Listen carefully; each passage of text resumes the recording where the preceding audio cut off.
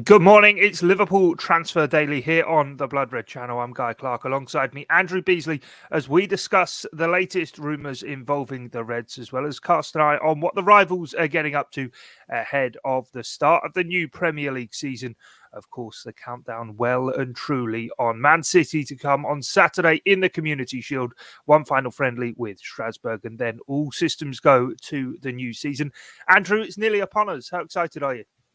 Yeah, really looking forward to it. I think it's going to be very interesting, the Community Shield. As much as people will say that it doesn't really matter if you win or lose, and it doesn't really. Obviously, it's a chance to lay down a bit of a marker.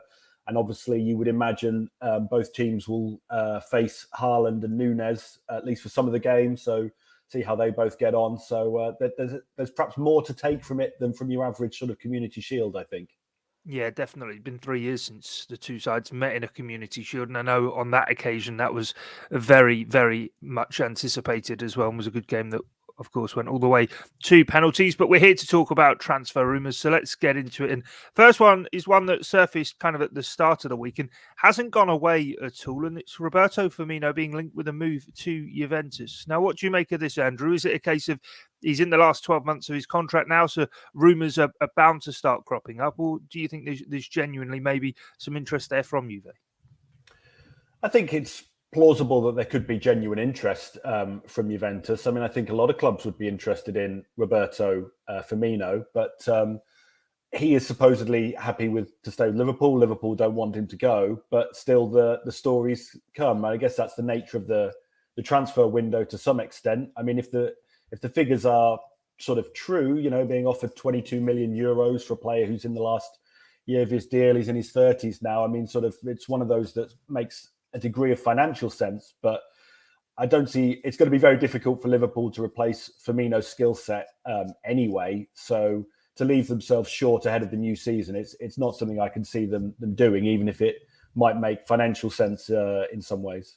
Yeah, we know FSG obviously very much economically keep an eye on what the club is doing, but equally it kind of feels a lot of the time that these transfer windows are kind of signed off 6 months in advance, almost as it were. They know the budgets they're going to be playing with, and unless something spectacular happens, they're not really going to budge from that. And you can't see kind of the forward line being ripped up completely and remodeled in the shape of kind of 6 to 8 months. And equally to me, it seems very similar maybe to what happened with Gini Wijnaldum. He went into the final year of that contract, and it became inevitable after a while that he was going to leave on a free. And again, I think if offers had surfaced for him, albeit Thiago had been brought in, Liverpool weren't going to budge. They were quite happy to sit with him and watch him leave on a free.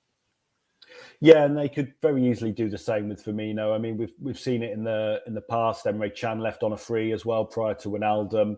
I don't think they're afraid of that, particularly with someone like Firmino, as good a player as he is.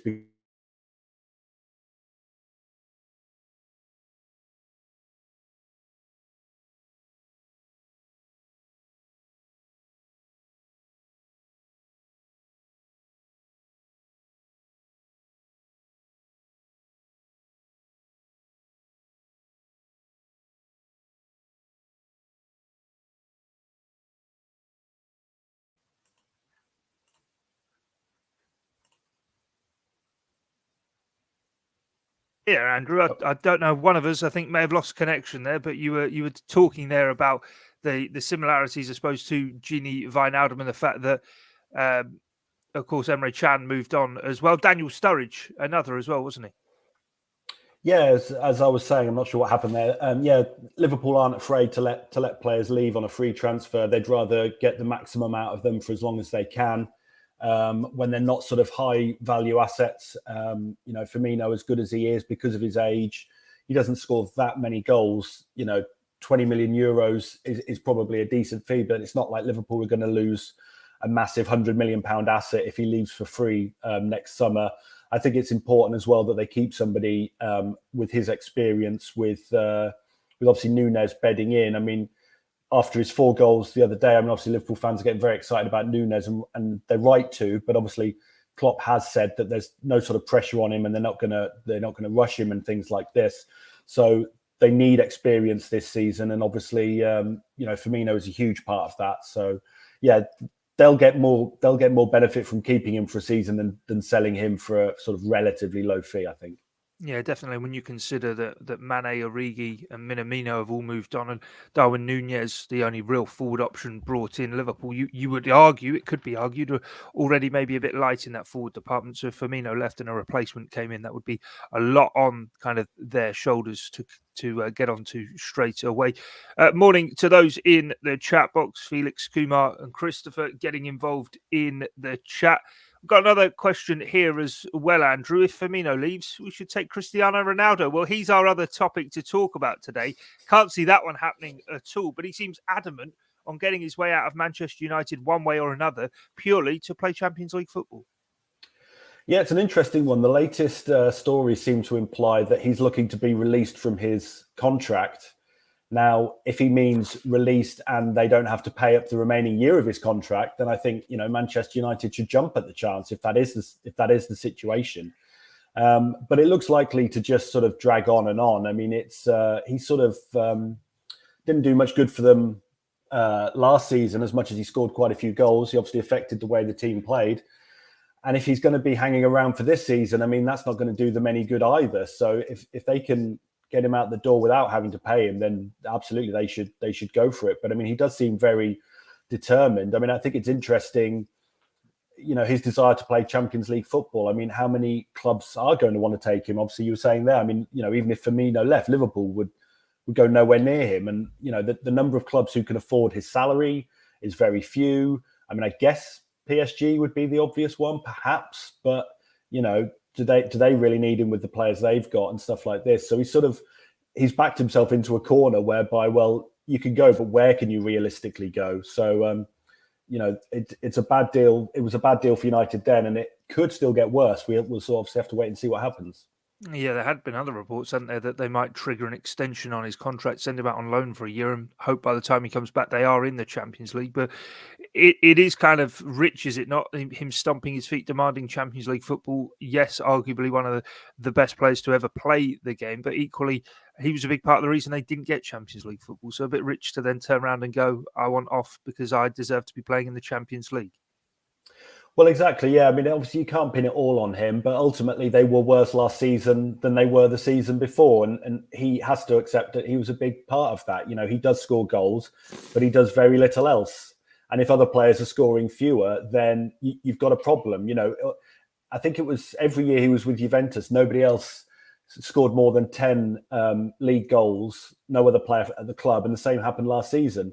And if he's scoring 30, you can maybe get away with that. But if he's scoring sort of 15, 16, whatever it was, then less so. And yeah, he is a big part of why they didn't finish in the top four. And now he's sort of demanding to play Champions League football. But has he still? I mean, I suppose last season he did score some goals in the competition. He probably can still cut it at that level. But he's inevitably not the player he once was. There's no shame in that because he's obviously getting on now. But yeah, it's his sort of strange desire to play in the Champions League when he may not actually contribute all that much. We'd have to see. Yeah, no, definitely. Before we go then, let's get to a couple of your questions. Kumar says, I believe we're letting a lot of players leave on free transfers. Bobby, Ox and Naby, all three to leave next summer on a free. Of course, all three of them are into the final 12 months of their contract.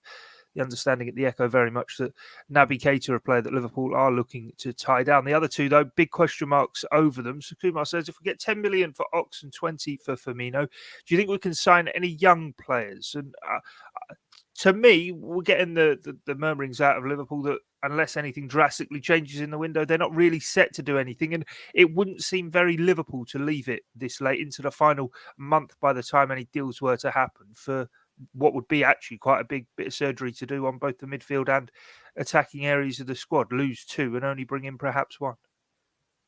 Yeah, I think Liverpool are sort of comfortable with having not brought in a major sort of midfielder this summer, depending on how you consider sort of Carvalho. But, they're sort of happy with the numbers they've got. But obviously, if Oxlade-Chamberlain were to leave, I think he's quite a long way down the pecking order. I mean, that was clear at the end of last season. He was often not even making the bench, much less playing in the games. But obviously, he is a good midfielder and they wouldn't want to let him go without a replacement, I don't think. So it's sort of back to what we were saying, that the suggestion there would bring in £30 million, but I mean, they're not going to replace both players at a high standard for £30 million, so it's not really in their interest. And I think I agree with what you said. I think Keita probably they'll be looking to keep, and hopefully he does. You know, he had a pretty good season last year. If he could stay fit, it's always the big if with Naby Keita. But if he can stay fit, then yeah, he could be a very important player for Liverpool for several more years yet.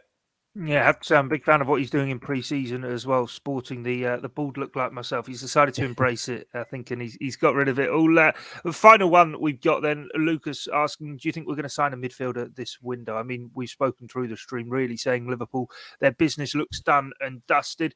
It would take something extraordinary. Do you think anything extraordinary is going to happen? The window and the market has been quite slow on the whole kind of thing, and maybe that there's a glimmer of hope, but I have to say, I would say it's highly unlikely.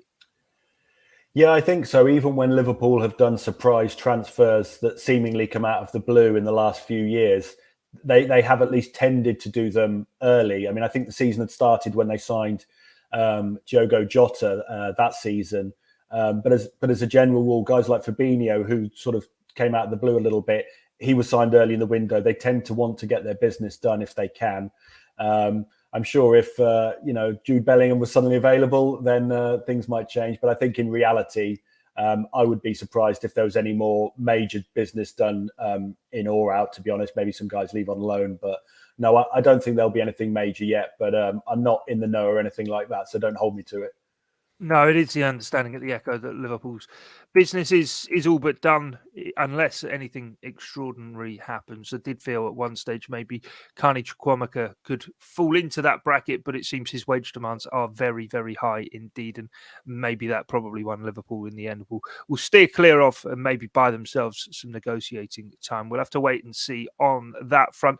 That wraps us up for today, though, here on Transfer Daily on the Blood Red channel. Thanks for joining myself and Andrew Beasley in the chat box and getting involved in the show. Plenty more content to come on the Blood Red channel throughout the course of the day. And Jurgen Klopp speaking with the media ahead of the Community Shield clash with Man City on Saturday. But as I say, from myself, Guy Clarke and Andrew Beasley, thanks for your time and your company. It's bye for now.